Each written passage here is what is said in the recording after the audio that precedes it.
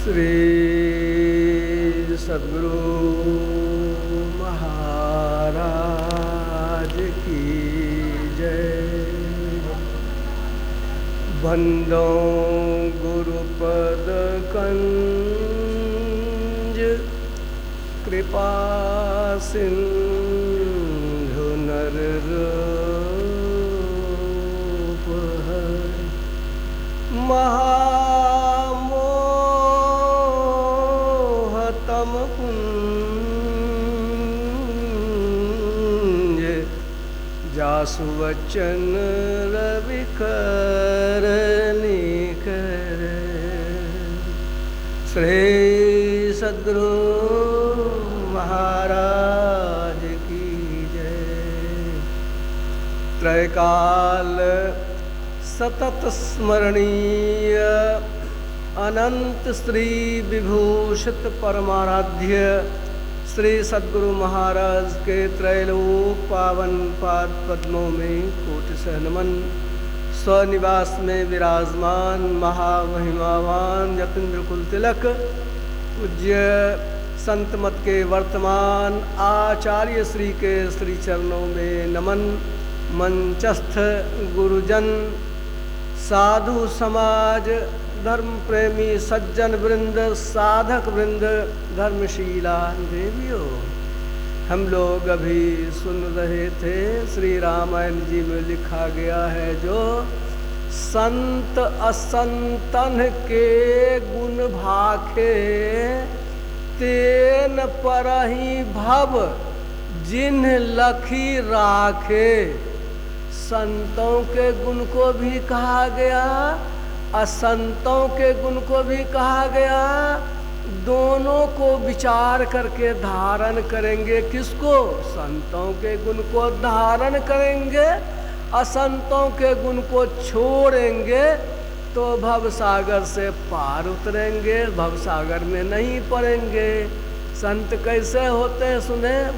समान चित्त वाले होते हैं। बायां हाथ है कि दाहिना हाथ, कोवा में फूल रहेगा तो दोनों में बराबर सुगंध। बंदों संत समान चित्त हित अनहित नहीं कोई, अंजुलिगत शुभ सुमन जिमी सम सुगंध कर दोय। असंत सरल चित जगत ही जान स्वभाव सने, बाल विनय सुनि करी कृपा राम चरण रति देव। सरलता तो संतों का स्वभाव ही है। सरल वरण भाषा सरल, सरल अर्थमय मान। तुलसी सरल संत जन ताहि परी पहचान। इसलिए भक्तों को भी चाहिए जो तू भक्ति करन को चाहता हो, निंदा से मत डरी हो जी। अब 5 छरी कोई सिर पर मारे सहत बने सही लीजो जी। अब मूर्खा के आगे ज्ञानो न कथी हो, मौनी हो के रहियो जी। परत्रिया से नेहो न करियो, देखत दूर से भागियो जी। साहेब कबीर जी के निर्गुण गारी महिरम हो के बुझियो जी।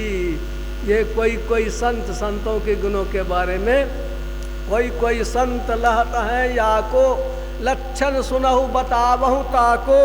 प्रेम विवस्तन की सुधि भूली, गदगद गिरा रोम रही फूली। कभी उठी चलत बैठ कभू जाई, कभू नाचत करताल बजाई। बोलत बचन और के औरा, समझ परहि मानहु मति बौरा। जैसे पुतली लोन की दही थाहत गली जाए, तैसे परातम खोज में आत्म जाहि राय। आए हु को हर्ष नहीं, गए हु को शोक नहीं। कैसी निर्द्वंद भई समझ की बात है। देह गेह नेरे नहीं, लक्ष्मी को हेरे नहीं। मन कहूँ फेरे नहीं, पाहन सुगात है। ऐसो जब होवे तब मेरी गति जानो, तब दास कहे दास सो सिद्ध निर्द्वंद है। सुंदरदास जी का भजन तो सुनते ही रहते हैं। धूली जैसो धन जाको, सूली सो संसार सुख। अब भूली जैसी भाग देखे अंत कैसी यारी है। इसे पाप जैसे प्रभुताई, साप जैसे सम्मान। बराई बिछुन जैसी नागिनी सी नारी है, वासना न कछुआ की ऐसी मति सदा जाकी, सुंदर कहत ताही वंदना हमारी है। ये सब तो संतों के लक्षण है ही। असंतों के बारे में तो बहुत सारा कहा गया। वो कहा दूसरे की भलाई तो उसको सुनते ही देह जलने लगता है, पर हित हानि लाभ जिनके रे, दूसरे का नुकसान हो जाए न तो उसका तो कलेजा जो है फूलने लगता है, बहुत अच्छा हुआ। उदासीन हित मीत हित असुनत जरही खल रीत, दुष्टों का खल का यही रीति है। कोई हो, दोस्त हो कि दुश्मन हो, यदि उसकी टूसी बढ़ रही है, आगे बढ़ रहा है, तो लगता है कि उसका जान जा रहा है। तो सुने ही तो बहुत तरह का उदाहरण दिया गया। पत्थर यानी ओला गिरता है ना, वो तो अपने तो गलबे करता है, लेकिन मकई है जो गेहूँ है और सबको ठुट्ठा करके खत्मे कर देता है, अपने भी गल जाता है। सोन पटवा अपना खाल खिंचा करके लोगों को बांधता है। वो धूमकेतु उगता है तो जगत का कल्याण करता है। बहुत जगह रामायण में इसकी चर्चा है। वो इस तरह से यह जो हम लोग देखते हैं, इससे इसका क्या उपाय भी तो होना चाहिए। दुष्ट कैसे सुष्ट बने, उसके लिए तो पहले सत्संग हुआ, और सत्संग से मन को थोड़ा सा ख्याल मुड़ा, लेकिन मन भीतर से बदले। उसके लिए मन के मैलेपन को दूर करने के लिए भीतर में चले। कहाँ चले? काग भुसुंडी के देश में चले। काग भुसुंडी का देश कहाँ है? कामादिक गुण दोष अनेका, मोह मनोज आदि अविवेका, रहे व्यापी समस्त जग माही, अत्यही गिरी निकट कबहू नहीं जाही। काकभुसुंडी जी के वास स्थान में गोसाई तुलसीदास जी महाराज ने लिखा है कि वहाँ पर खट विकार तो दुनिया का कोई जगह नहीं है, कोना नहीं है। चंद्रमा सूर्य मंगल ग्रह समुद्र की खाई पहाड़ की गुफा में सब जगह वही है, क्योंकि मन है तो वो भी है ही मनोविकार। लेकिन काकभुसुंडी के पहाड़ पर तो नहीं है जाता, नजदीको नहीं जाता है। तेही गिरी निकट कहाँ है? गुरु महाराज ने ही रामचरितमानस में इसी किताब में एक तो अर्थ है दिया हुआ। साधक जब आंखें बंद करता है न ध्यान करने के लिए, पहले काकभुसुंडी का पहाड़ मिलता है, और उस पहाड़ पर हम लोग टिकेंगे। कम से कम नजदीक जाएंगे तो झलकबोत करेगा, अंधकार तो झलकेगा जरूर है। आंख बंद करते हैं, अंधकार झलकता है, काकभुसुंडी का पहाड़ है। और जब तक हम देखते रहते हैं तो पहाड़ के नजदीक है, वहाँ पर काम क्रोध लोभ मोह का आकर वो जो नहीं होगा आक्रमण। ये हुआ यदि पहाड़ पर चले जाएं, घर बना ले, ठहर जाए, टिक जाए, वो तब क्या हाल होगा। यही अंतर में ठहरने की जुक्ति गुरु से जानेंगे, भीतर में ठहरेंगे। जो आपने श्लोक सुना कि सिरह कपाले रुद्राक्षं, ये कपाल में दोनों आँखों के बीच में वह जो है सो मथा के भीतर में नहीं है। वो गुरु महाराज ने लिखा द्वादशांगुर, ये दृष्टि जुगल कर अंगूर द्वादश पर दृढ़ धरू ठहराई। वहाँ पर दृष्टि रखेंगे तो आप अपने उस जगह पर पहुँच जाएंगे। वो आप ठहरेंगे तो यहाँ तो बाहर क्यों कहा गया?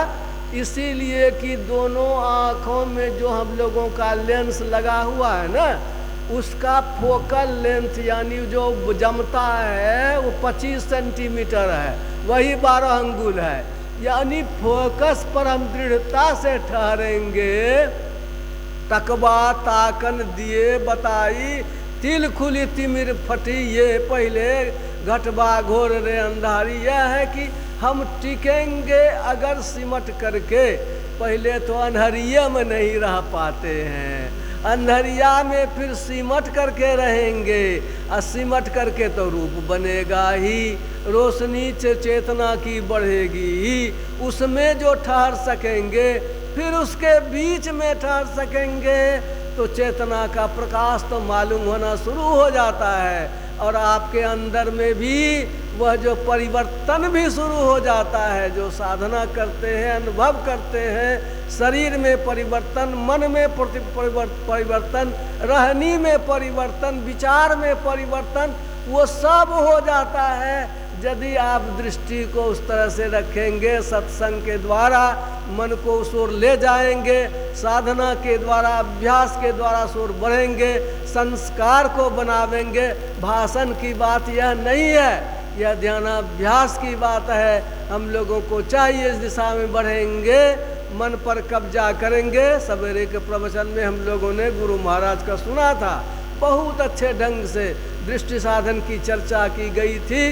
दम का अभ्यास कैसे होगा, और इस तरह से अभ्यास करेंगे तो हमारा जो है, हमारी दुष्ट प्रवृत्ति खत्म होगी और संत प्रवृत्ति हमारे अंदर बढ़ेगी। और जब प्रकाश हो जाए तो कहना ही क्या है, पछले बार है प्रथम जे कहे ते पावही नाश। इस तरह से जब तक नहीं होता है तब तक बुद्धि बल से भी मन जाए तो जाने दे, तू मत जाए शरीर, पांचों आत्मा बस करी कह गए दास कबीर।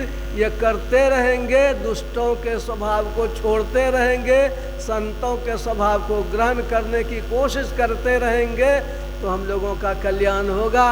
बाबा लोग सब हैं, समय थोड़ा थोड़ा ही है, हम लोग थोड़ी थोड़ी चर्चा करेंगे। बोलिए श्री सद्गुरु महाराज की जय।